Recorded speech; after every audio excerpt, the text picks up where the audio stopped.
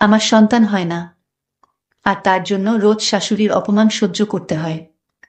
একদিন সন্তানের জন্য শ্বশুর আব্বা একটি পুরাতন নীরব বাড়িতে নিয়ে আমার সাথে যা করলো তা শুনলে তোমারা থমকে যাবে। তাহলে আসল ঘটনাটি শুরু করি।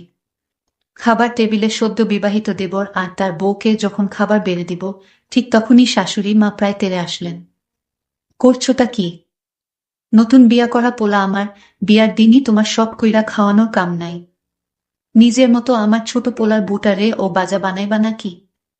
শখ আহ্লাদ অন্য জায়গায় গিয়া দেখাও। নতুন বউ আমার দিকে ফ্যালফ্যাল করে তাকিয়ে থাকলো। আমি হাসি হাসি মুখ করে রান্নাঘরে চলে আসলাম। অপমানে কষ্টে এখন আর চোখের কোণায় জল আসে না। কেমন জানি পাথরের মতো লাগে সবকিছু।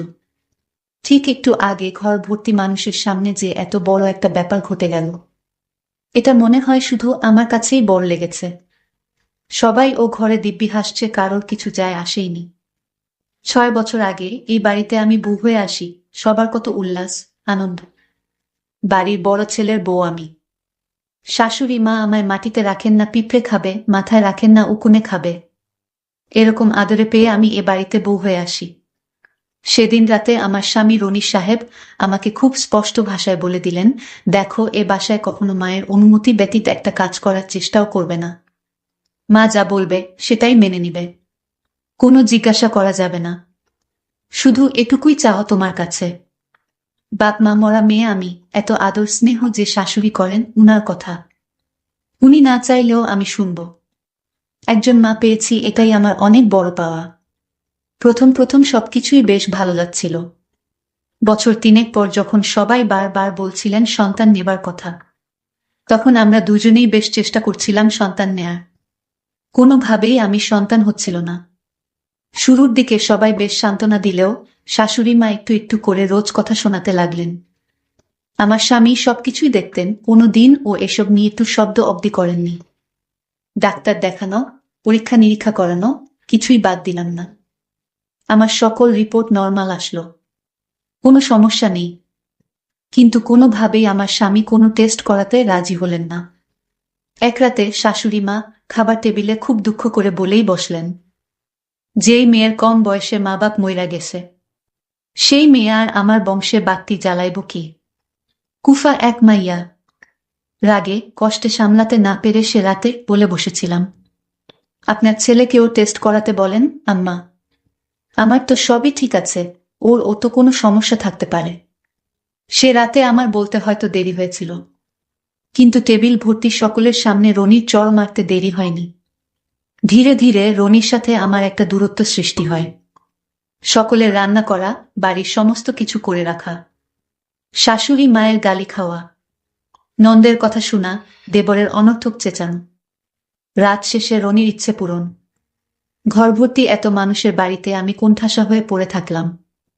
আমিও যে একজন মানুষ, এই ব্যাপারটাই যেন হারিয়ে গেল। বিয়ের সকল আনুষ্ঠানিকতা শেষ হওয়ার পর একদিন রনি আমাকে বলল, তোমার সাথে কথা ছিল রুবিনা। বলো না। আমি তোমার কথা শোনার জন্য কত আগ্রহ নিয়ে থাকি জানো তুমি। বলে ওকে যেই তার কাছে গেলাম, অমনি আমাকে ঝামটা মেরে সরিয়ে বলল, জানি না কিভাবে নিবে, কিংবা কোথায় যেয়ে উঠবে। আসলে আমি তোমার সাথে আর সংসার করতে চাচ্ছি না। আগামী মাসে আমি বিয়ে করব। নিজের কানকে কোনোভাবে বিশ্বাস করাতে পারছিলাম না। অসহায়ের মতো ওর দিকে তাকিয়ে শুধু বললাম, সত্যি আমায় ছেড়ে দিতে পারবে তুমি? কোনো কথা না বলে রুম থেকে বের হতে হতে বলল, সব গুছিয়ে রেখো, কাল তোমার মামার বাসায় তোমাকে দিয়ে আসব। শাশুড়ি মায়ের পায়ের কাছে পড়ে ডুকরে কান্না করতে করতে বললাম, আম্মা বলেন না আপনার ছেলেকে আমায় না ছাড়তে। ও আম্মা, আমি কেমনে থাকবো ওরে ছাড়া? দেখো, তোমার কান্দন বাড়ির বাইরে গিয়া কাইন্দ। আমার পোলার এর দিনে সুমতি হইছে। তোমারে খাওয়াইয়া আর কত খাওয়ান নষ্ট করুম আমরা। ঢঙের কান্দন এনে কাইন্দা লাভ নাই। শাশুড়ি মায়ের পায়ে পড়ে কান্না করতে লাগলাম। কিন্তু শাশুড়ি মা আমার এমন কান্না দেখে বলল, ঠিক আছে, আমি তোমায় এ বাড়িতে রাখবো এবং আমার ছেলেও তোমাকে রাখবে, কিন্তু একটা শর্ত আছে। সেই শর্তে যদি তুমি রাজি থাকো তাহলে আমি তোমাকে এ বাড়িতে রাখতে পারবো না। আমি জিজ্ঞাসা করালাম, মা, আমি আপনার সব শর্ত মেনে নিব? বলেন আপনার শর্তগুলো। তখন শাশুড়ি আম্মা বললেন, শোনো বৌমা, আমার স্বামী মানে তোমার শ্বশুর তোমায় যে কথাগুলো বলবে সেই কথাগুলো তোমার রাখতে হবে, তাহলেই তোমাকে এ বাড়িতে রাখা সম্ভব। আমি বললাম, মা, আমি শ্বশুর আব্বার সব কথা শুনতে এবং মানতে রাজি আছি। পরদিন শ্বশুর আব্বা তার রুমে আমায় ডাকলেন, বৌমা, আমি তোমায় কিছু কথা বলতে চাই। কি কথা আব্বা, বলেন। শোনো বৌমা, আমি তোমায় একটা জায়গায় নিয়ে যাব। সেখানে ভালো একজন ওঝা বা কবিরাজ আছে, সেখানে তোমারে নিয়ে গেলে ওই কবিরাজ ভালো চিকিৎসা করে অনেক মেয়ে ওই কবিরাজের কাছ থেকে ওষুধ খেয়ে সন্তান হয়েছে। এটা ছিল সুরের সম্পূর্ণ মিথ্যা কথা, এটা আমি কিছু বুঝতে পারি, কিন্তু সংসার বাঁচানোর জন্য তো আমার শ্বশুরের কথা শুনতেই হবে। আমি তখন শ্বশুর আব্বাকে বললাম, সমস্যা তো আমার না, আপনার ছেলের। তাহলে আমাকে চিকিৎসার কথা বলছেন কেন?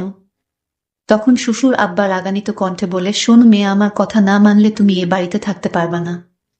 যদি তুমি বাড়িতে থাকতে চাও তাহলে আমার কথা শুনতে হবে। আমি কোনো উপায় না পেয়ে শ্বশুরের কথায় রাজি হলাম, কারণ এখানে আমার কিছুই করার ছিল না। আমি বললাম, ঠিক আছে আব্বা, আপনি যা বলবেন তাই হবে। তখন পরের দিন শ্বশুর আব্বা আমাকে নিয়ে রওনা দিলেন সেই কবিরাজের কাছে।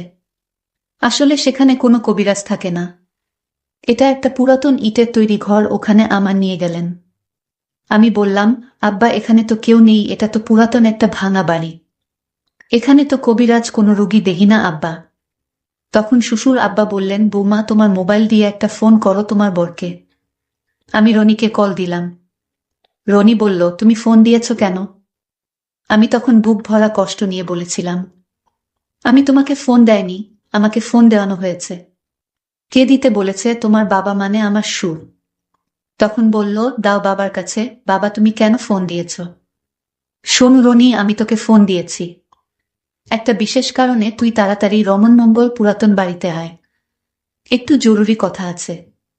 ঠিক আছে বাবা, আমি আসছি।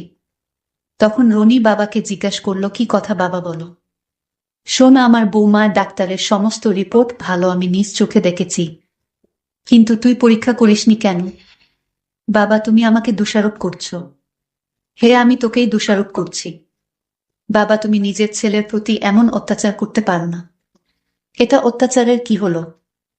আমি কিছুই তো বুঝলাম না। আমি সব বুঝতে পেরেছি। সমস্যা আসলে বৌমার না, সমস্যা তোর, আর তুই যদি পরীক্ষা না করিস তাহলে আমি এই পুরাতন বাড়িতে তোরে বেঁধে রেখে যাব। আচ্ছা বাবা, একটা বিষয় বুঝলাম না। এই কথাটা তুমি তো আমায় বাড়িতেই বলতে পারতে, এখানে কেন? শোনো, বাড়িতে যদি জানাজানি হয় তাহলে তো তোর মা তোর বৌমার কাছে চোট হয়ে যাবে, তাই এর সমাধানটা এই পুরাতন বাড়িতেই নির্বে করতে চাই। কারণ আমি স্পষ্ট জানি বৌমা নির্দোষ, বৌমার কোনো সমস্যা নেই। এই কথাটা বলতেই রনি তার বউকে এখানেই তালাক দিয়ে দিলেন। বৌমা কেঁদে কেঁদে বলল, আমি এখানেই আসছিলাম তোমার সাথে সমাধান করে ঘরে ফিরে যেতে এবং সারা জীবন তোমার সাথে থাকতে। তুমি আমাকে ছেড়ে দিলে। এইদিকে এই কথা শোনার পর আমার শ্বশুর স্ট্রোক করে এখানেই মারা গেল। তখন আমি আমার এক রাশ কষ্ট নিয়ে চলে গেলাম। 6 বছর পরের কথা। আমার ছেলে সুহানকে নিয়ে আমি আর আবির হাসপাতালে গেছি টিকা দিতে। ওহ, আবির আমার দ্বিতীয় স্বামী, সুহান আমাদের ছেলে। হাসপাতাল গেটের বাইরে এসে দাঁড়াতেই দেখি আমার প্রাক্তন স্বামী রনি CNG খুঁজছেন। তার পাশে হুইল চেয়ারে বসা আমার প্রাক্তন শাশুড়ি, আর রোগা পাতলা এক মেয়ে। মেয়েটি আমার প্রাক্তন স্বামীর বর্তমান স্ত্রী বোধ হয়।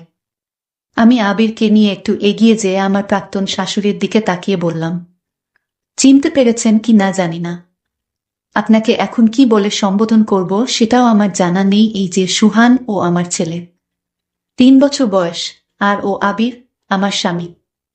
আপনাকে দেখে কথা বলার আমার বিন্দুমাত্র ইচ্ছে ছিল না। শুধু এটুকু বলি, আমি বাজা নই। আপনাদের ধন্যবাদ সেদিন বের করে না দিলে আজ আমি সুহানের মা হতে পারতাম না। আমার প্রাক্তন শাশুড়ি কান্নায় ভেঙে পড়লেন। আমার হাত ধরে বললেন, মাফ কইরা দেও মা আমারে, তোমারে ঘর থেকে বের করতে চাইনি আমি।